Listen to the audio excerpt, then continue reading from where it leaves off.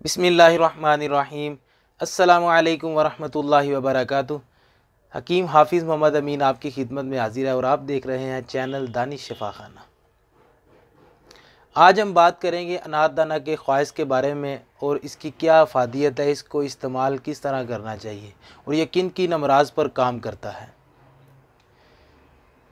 Video शुरू करने से पहले आपसे रिक्वेस्ट है, हमारे चैनल को सब्सक्राइब कीजिए और बेल आइकन को दबा दीजिए ताकि हमारी हर नई आने वाली वीडियो आप तक सबसे पहले पहुंच सके।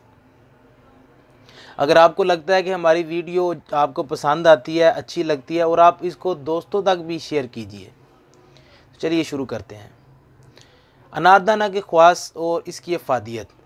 अनारदाना के बेशुमार फ़ायदे हैं।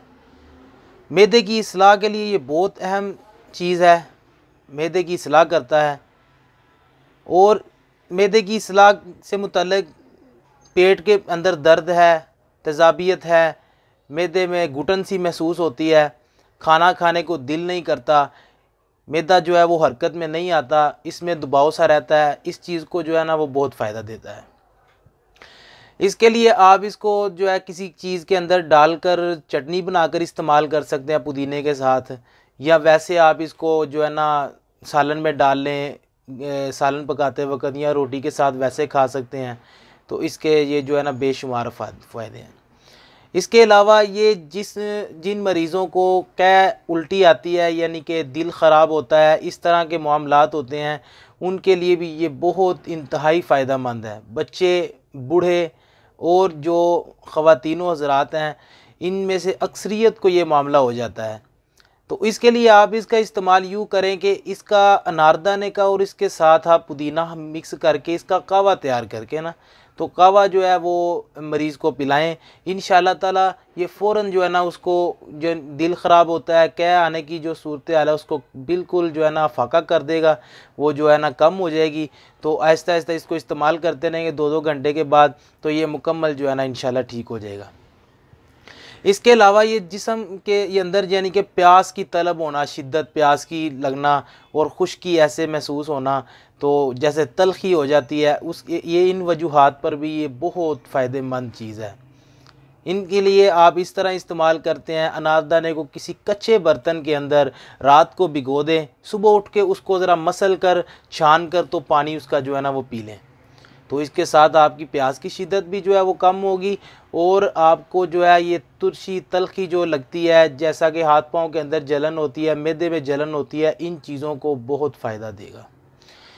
इसके अलावा पेट दर्द के अंदर, जैसा कि मैं पहले आपको बता चुका हूँ, पेट दर्द के अंदर भी बहुत ये फ़ायदेमंद साबित होता है। जिन मरीज़ों को पेट में दर्द होती है वो इसकी चटनी बनाकर खाएं। पुदीना, अनारदाना, लहसुन और अदरक, ये 4 चीज़ों की चटनी बनाकर खाएं। एक वीडियो के अंदर हम इसकी चटनी का भी जो है ना वो तरीक़ाकार आपको बताएंगे। तो लिहाजा इसकी चटनी बनाकर खाएं। पेट में दर्द हो, यूरिक एसिड के मामला तो किसी किस्म का इस तरह का कोई मामला हो, तो उसको ये बहुत नॉर्मल कर देता है और जिस्म को रिलैक्स रखता है।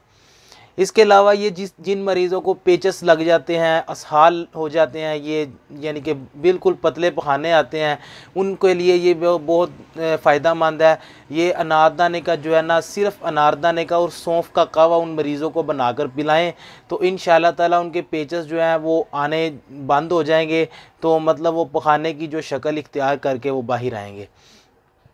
इसके अलावा और बहुत सी फ़ायदियत हैं। वीडियो की तवीलत की वजह से हम यहाँ तक ये फ़ायदियत बता सकते हैं। तो इंशाअल्लाह आपको किसी किस्म की कोई बात, कोई मशवरा पूछना हो, हमारा व्हाट्सएप नंबर है, उस पर आप ज़रूर रब्ता करें। तो हम इसी इंशाअल्लाह मिलते हैं नेक्स्ट वीडियो में। हमें दीजिए इजाज़त। अस्सलामु अलैकुम वरहमतुल्लाहि वबरकातुहू।